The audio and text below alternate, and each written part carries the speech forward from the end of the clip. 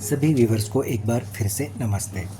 आज 30 मई 2026 सुबह के 4:30 बजे है और नागपुर से महाराष्ट्र नागपुर से केदारनाथ, बद्रीनाथ, हेमकुंड साहिब इस बाइक राइड के लिए हम रेडी हो रहे हैं।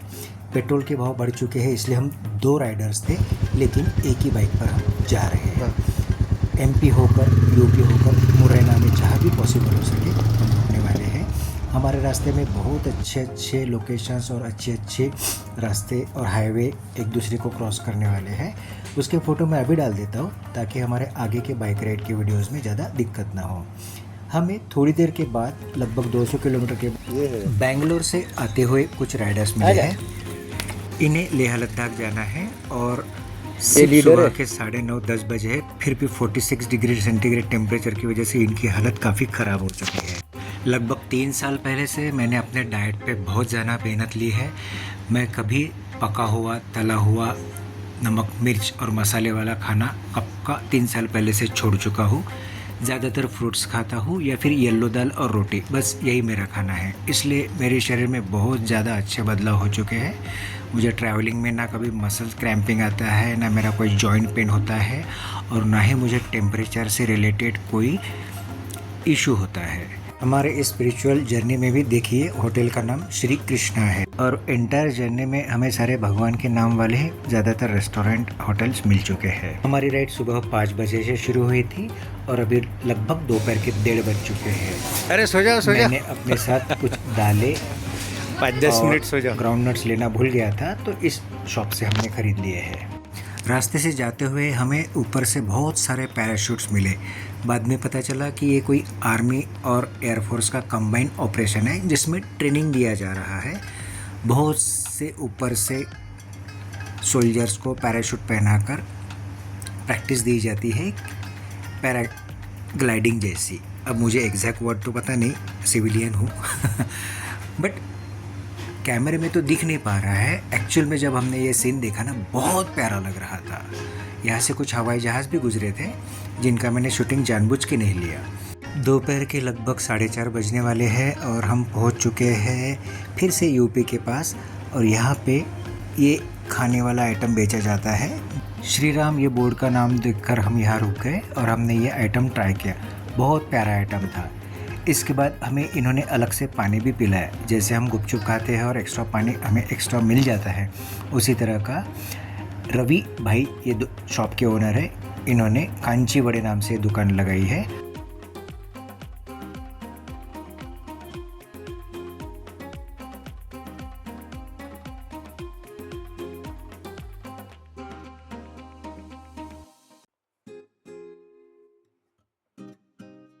कसे आहे?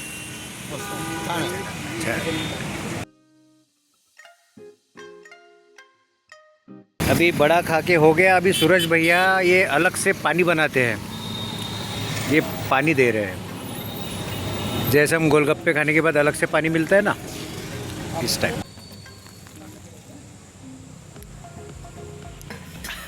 अच्छा है।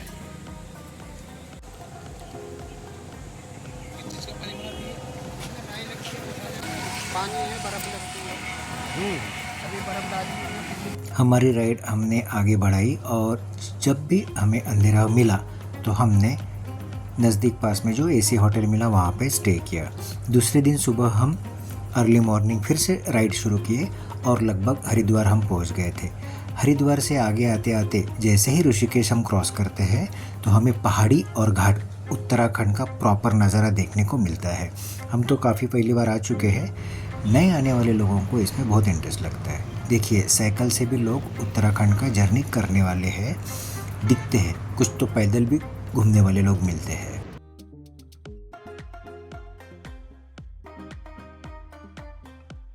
दुहेरी संगम आहे सर, गंगोत्री आणि यमुनोत्री।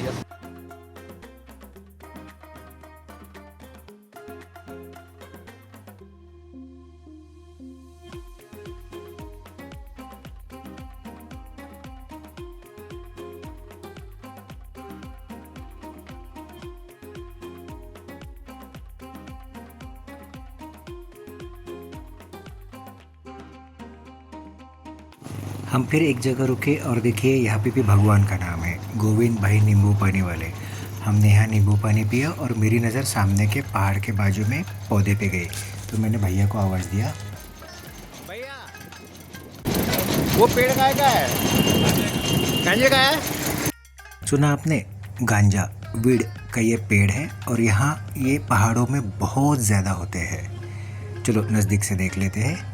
झेंडू के पेड़ जैसा ही ये होता है, काफ़ी अच्छा हाइटेड होता है और इसमें जब फूल बन के आते हैं वो पारिजातक के जैसे फूल रहते हैं और सूखने के बाद हरी मिर्च जैसे वो सूख जाते हैं और वही हरी मिर्च जो है वो एक्चुअल गांजा है, जिसको साफ सुफ करके उसके अंदर से बीज और धागे हटाकर बची हुई जो पत्तियाँ रहती हैं उनका स्मोकिंग में गांजे का इफ़ेक्ट ले सकते हैं। धिरी गाँव, यहाँ देखो इतने सारे बादल आ गए हैं कि बारिश का चांसेस है, इसलिए मैंने इसको कवर कर दिया है। एक बैग के लिए अभी थोड़ी देर में कवर करूँगा और दोपहर के लगभग 3:30 बज गए हैं। यहाँ पर हम कुछ खा लेंगे फल वगैरह, फिर आगे का जर्नी कंटिन्यू करेंगे।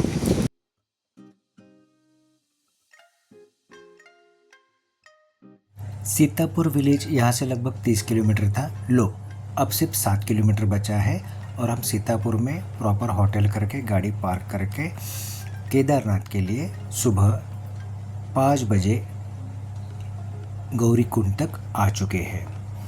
कल रात ट्रैफिक जाम बहुत जम के लगा था, इसलिए हमें गौरीकुंड तक 6 किलोमीटर भी पैदल ही आना पड़ा। अब एक्चुअल केदारनाथ की ट्रैकिंग शुरू हो जाएगी। हमारे साथ करण भाई साहब है, इनको है ना बहुत सारे इसके गवर्नमेंट का प्राइवेट रेट पता है, तो करण भैया बताएंगे पिट्ठू का रेट। बाकी पिट्ठू का है 8 से 10,000 रुपये, 8 से 10,000 जो पीठ पे बांध के ले जा रहे हैं। बांध के ले जा रहे हैं, उनका गवर्नमेंट रेट है वो, ठीक है ना। इसके बाद जिसका वेट ज़्यादा होगा, वेट के हिसाब से फिर लगेगा। अच्छा, 22 किलोमीटर चढ़ाई है, बहुत ज़्यादा है और आराम से उनको लगता है 10 से 12 घंटे उसको चलने में लगता है। और जो पालकी होती है, पालकी का लगता है 12 से 14,000 रुपये। 14,000। उसके बाद उसका वेट होगा, जो इसका वेट ज़्यादा होगा, वेट के हिसाब से पैसा लगेगा। ज़्यादा से ज़्यादा कितना जाएगा वो? 20,000 रुपये 20,000 जा सकते हैं। तो 100 kg होगा तो 20,000 तक जाएगा। और आपको घोड़े का काम है ना? हमारे घोड़े का 3500 गवर्नमेंट रेट। गवर्नमेंट रेट है और 4 घंटे में आप मंदिर पहुंच जाते हैं, ठीक है। भाई अभी आप आते हो तो करण भैया है, इनसे भी घोड़ा करवा लीजिए। चलो अभी मैं आपको एक पहाड़ी दिखाऊंगा, उस पहाड़ी पे जाना है केदारनाथ बाबा के लिए। ये देखिएगा, ये यहाँ पे जाना है, 15 किलोमीटर का डिस्टेंस है, कवर करेंगे। चलो गौरीकुंड से केदारनाथ मंदिर तक का सफ़र लगभग 20 किलोमीटर का ट्रैकिंग वाला है। कहीं कहीं एकदम 45 डिग्री वाले भी इंक्लिनेशन जैसी जगह है। बहुत से लोग खच्चर करके जाते हैं और खच्चर की वजह से बहुत परेशानी होती है पैदल चलने वालों को। तो बीच बीच में खच्चर की वजह से हमारे आंख पे कुछ उड़ जाता है, बारिश आती है तो हमें रेनकोट पहनना पड़ता है, तो ये सब होते रहता है। सुबह 6 बजे अगर आप गौरीकुंड से शुरू करते हो पैदल चलना, तो शाम को लगभग 6 बजे तक आप केदारनाथ मंदिर का 20 किलोमीटर का ट्रैक का सफ़र पूरा कर सकते हैं।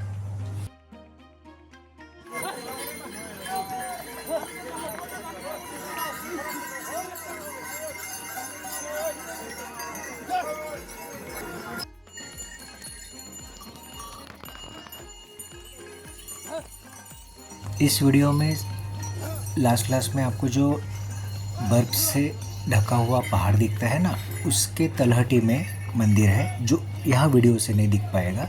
उस तलहटी तक हमें जाना है। लगभग सुबह के 9:30 बज रहे हैं और हमने 7 किलोमीटर का ट्रैक पूरा कर चुके हैं।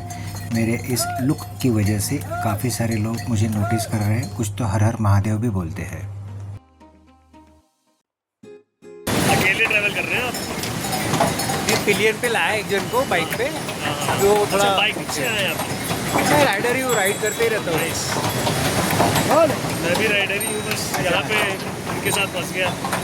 कौन? कज़न के साथ। ये एक यंगस्टर लड़का था जो काफ़ी देर से मेरे पीछे और आगे ही फिर रहा था और मुझे नोटिस कर रहा था। उसने मुझे कहा कि आप कोई वेब सीरीज़ में काम करते हो या फिल्म इंडस्ट्री से ताल्लुक़ रखते हो या आर्टिस्ट हो। तो उसे अच्छा लगा कि मैं टीचर हूँ लेकिन फिर भी इस तरह से रहता हूँ। हर हर महादेव। अगर आप केदारनाथ की पहाड़ी चढ़ रहे हो, ग्रुप में हो और आपका ग्रुप इधर उधर हो गया है, तो ये जो इलेक्ट्रिक पोल होते हैं ना, इस पोल का नंबर है 327। तो ये नंबर एक दूसरे को बता दिया करो कि एग्जैक्टली कौन से इलेक्ट्रिक पोल पे खड़े हैं, तो आप एक दूसरे को अच्छे से लुक कर पाओगे। चलो, हर हर महादेव। क्या नाम है भैया? दीपक के दीपक के। ये बारिश दिख रही है, बादल दिख रहे हैं, बारिश आ सकता है? 5 मिनट में आ सकते, 5 मिनट रुक सकते, ऐसे चलते रहेगा। अच्छा, कुछ भी हो सकता है। 10-15 मिनट के बीच में आसपास होते हैं ना। हाँ हाँ हिमालय क्या करें, शहर तो नहीं है, पहाड़ है। हाँ हाँ। हम नेपाली है। हाँ? हम है शहर वाले, हमको इधर का कुछ समझ नहीं आ रहा। अपना आप ऊपर आराम से ना। हाँ। दर्शन करके आप आराम से ऊपर नीचे। चलो, धन्यवाद। बारिश आने के बाद रेनकोट पहनना पड़ता है, फिर बारिश जाती है और रेनकोट पहन के चलते तो बहुत ज़्यादा पसीना आता है। तो ये चलते ही रहता है, रेनकोट पहनो, रेनकोट उतारो, रेनकोट पहनो, रेनकोट उतारो। अभी जिस नेपाली भैया से मैंने बात किया ना, वो मुझे देखकर काफ़ी देर से हंस रहा था। तो मैंने पूछा क्यों? वो बोले शंकर जी जैसे लग रहे हो। इसलिए मैंने भी उससे भी थोड़ी सी बातचीत कर ली।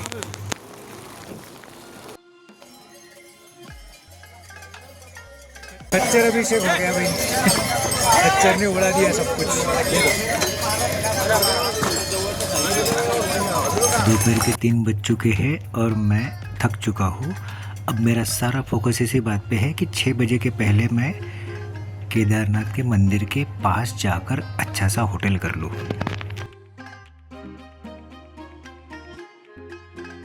शाम 7 बजे वाली आरती श्री केदारनाथ धाम।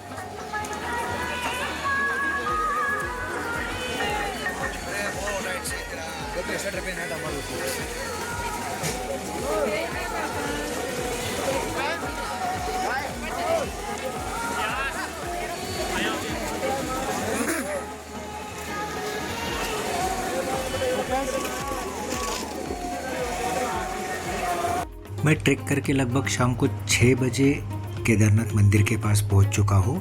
यहाँ महंगे महंगे होटल भी है, लेकिन एक जगह मुझे सिर्फ 500 रुपये में बेड और कंबल के साथ काफ़ी हाइजीनिक जगह मिली, लेकिन शेयरिंग वाली थी। तो मैंने अपने लिए बुक करके रखी। मेरे साथ वाला जो पिलियन राइडर है वो अभी भी काफ़ी पीछे है, शायद शाम को 8 बजे तक पहुँच जाएगा। तो वो आने के बाद हम दोनों उसी शेयरिंग वाली जगह रहेंगे और रात को 10 बजे उठकर मैं मंदिर के लाइन में लग के वहीं पे सो जाऊंगा, क्योंकि उसके बाद सुबह 3 बजे जैसे ही कपाट खुलेंगे मुझे सबसे पहले दर्शन मिलने का मौका रह जाएगा। तब तक मैं थोड़ा इधर उधर घूम रहा हूँ, मेरे पसंदीदा जानवरों के साथ खेल रहा हूँ।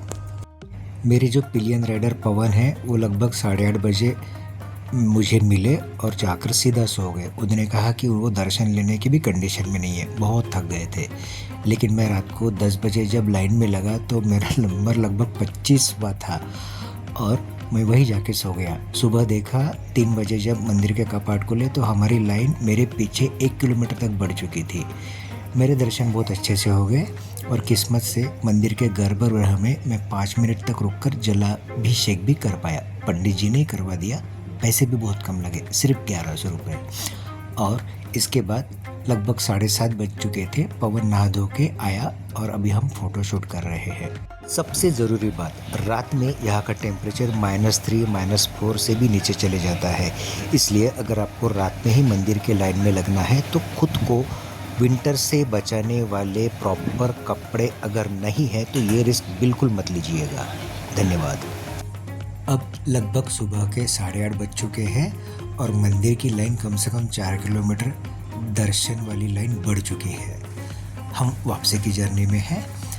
यहाँ हेलीकॉप्टर जो है वो हर 5 मिनट के बाद आते हैं और 2 हेलीकॉप्टर रहते हैं एक के पीछे एक। यहाँ देखिए आपको 2 हेलीकॉप्टर दिखाई देंगे और ये यहाँ 2 मिनट भी नहीं रुकते हैं। जैसे हेलीकॉप्टर रुकता है, पट से दरवाज़ा खोलने का क्रू आ जाता है, लोगों को बाहर निकालता है, सामान को बाहर निकालता है और जिनको बिठाना है उनको बिठाता है और हेलीकॉप्टर तुरंत निकल जाता है। ये दिन भर चालू रहता है। आपको दिखाने के लिए ये थोड़ा बहुत शूट मैं यहाँ पे दे रहा हूँ। और ये जो हेलीकॉप्टर है अभी हमारे भी हाइट के नीचे में है और जैसे ये उड़ के जाएंगे फिर भी हमारी हाइट के नीचे ही रहेंगे। कल तक हम इन हेलीकॉप्टर को ऐसे सर उठा के देखते थे तो आकाश में दिखते थे और आज ये हमारे पैरों से कम 20-30 फीट नीचे ही है। बड़ा अच्छा लगा ये देख। एग्जैक्टली तो पता नहीं, लेकिन कुछ लोगों ने बताया कि ये हेलीकॉप्टर से चारों धाम पर यात्रा तुरंत करवाई जाती है। इस हेलीकॉप्टर से आने वाले यात्रियों को तुरंत VIP दर्शन करवाया जाता है और फिर से हेलीकॉप्टर के लिए रेडी रखा जाता है और लगभग एक आदमी का 1 लाख से 1.5 लाख के बीच में इसका बुकिंग होता है।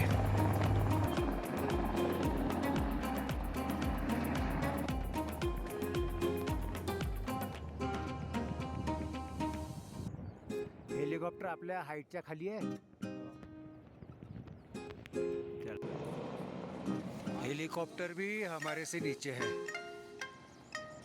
मागं काय झालं म्हटलं?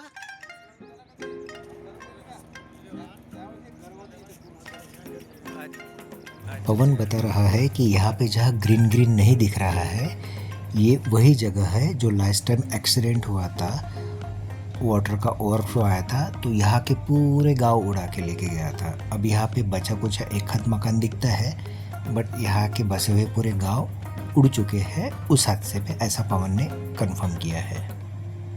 हेलिकॉप्टर भी हमारे से नीचे है. मागं काय झालं म्हटलं?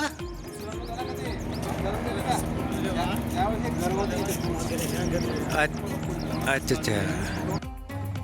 गौरीकुंड से ऊपर चढ़ते समय हम जिस रास्ते से आए वो रास्ता खच्चरों की वजह से हमें पसंद नहीं आया, बहुत ज़्यादा परेशानी होती रहती। तो हमने ये एक दूसरा रास्ता पकड़ा जो रास्ता एक्चुअल ओरिजिनल रास्ता है, यहीं से पहले यात्रीगण आते और जाते थे, बट ये थोड़ा लंबा बहुत पड़ता है और ऊपर से जाना पड़ता है, इसलिए लोग अभी अवॉइड करते हैं।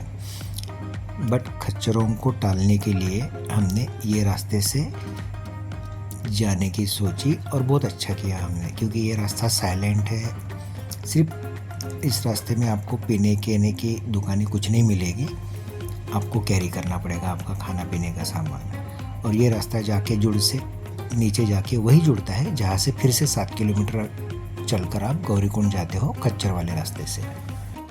अरे वाह, फिर से मेरे पसंदीदा जानवर आ गए हैं। यहाँ कुत्ते भी हैं, माउंटेन गोट्स जिनको बोलते हैं, लंबे लंबे बाल वाली बकरियाँ, वो भी है। सबसे पहले तो मैंने कुत्तों का शूटिंग लिया तो बकरियों को ज्वेलसी हो गई, तो बकरियाँ भी आ गई कि भाई हमारी फ़ोटो क्यों नहीं ले रहे, हमारी वीडियो क्यों नहीं ले रहे। नमस्ते सिक्योरिटी गार्ड, ऐसा बोल के जब मैंने कुत्तों की वीडियो लिया ना, बकरियों ने बीच में आके टांग अड़ाई। अब देखो बकरियाँ कैसी ज्वेलस होके कैमरे में आने की कोशिश करेगी। ये देखो, हमारी भी फ़ोटो लो, हमारी भी फ़ोटो लो, हमारी भी वीडियो लो, हमारी भी वीडियो लो, इस तरह से ये मेरे सामने एकदम पास आने लगे थे। इसमें से एक बकरी ना खुद को अच्छे से साफ सुफ कर रही थी, और साफ सफाई मुझे पसंद है, मोदी जी को भी पसंद है, इसलिए मैंने इसके साथ बातचीत करना चाहा, तो इसने भी मुझे अच्छे से रिस्पॉन्ड किया। ये देखो जी, आपका नाम, आप साफ सफाई कर रहे हो, अच्छा है, साफ सफाई अच्छी चीज़ है, मोदी जी को भी पसंद है, आप हमेशा साफ सुफ रहते हो। मैंने इनको 2-3 बार नाम पूछा लेकिन ये बता नहीं रही थी। गांव के लोग थोड़े शर्मीले रहते हैं, चलो कोई बात नहीं, लेकिन रिस्पॉन्ड किया वही बहुत है। Thank you.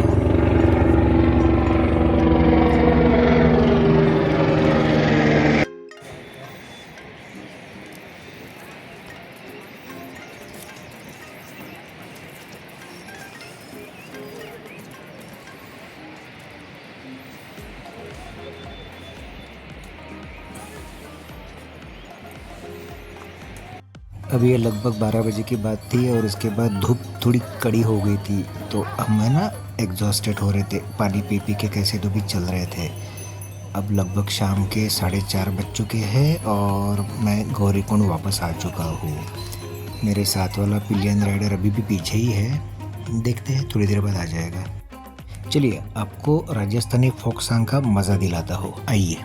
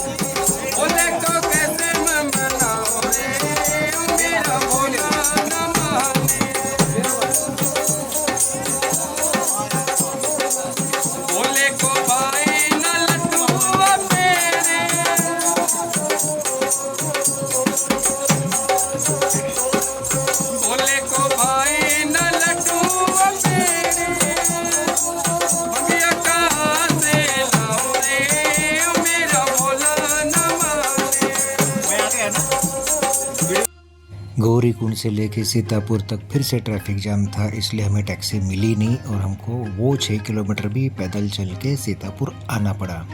बहुत थक चुके थे। उसके बाद हमने खाना खाया और सीधा सो गए। दूसरे दिन हमें सुबह बद्रीनाथ जी के यहाँ जाना था और वो डिस्टेंस लगभग 216 किलोमीटर का जर्नी का था। लगभग शाम को 4 बजे हम बद्रीनाथ पहुंच चुके थे। होटल चेक इन किया। 2500 में अच्छा डिसेंट एसी होटल हमें मिल चुका था। एसी की यहाँ ज़रूरत नहीं है वैसे।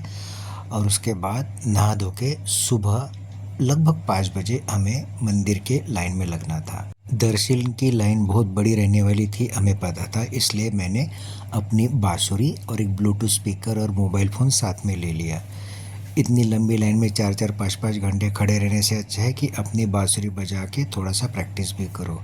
और ये 10,000 मीटर की हाइट पे है ना, तो यहाँ बांसुरी बजाने में दिक्कत होगी, ये मुझे पहले से ही पता था। फिर भी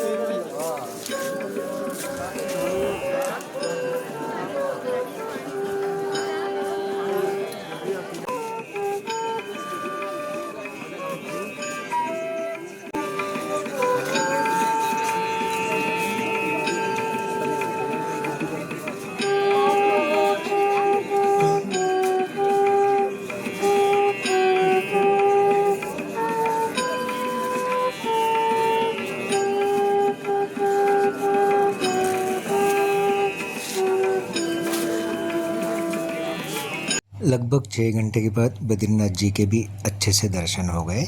उसके बाद मंदिर के बाहर मैंने फिर से बांसुरी बजाई और क्या सेलिब्रिटी अटेंशन मिला। बहुत से लोग मुझे शूट कर रहे थे, मेरे साथ सेल्फी ले रहे थे, मेरी बांसुरी की बजाने की तारीफ़ कर रहे थे। खैर छोड़ो।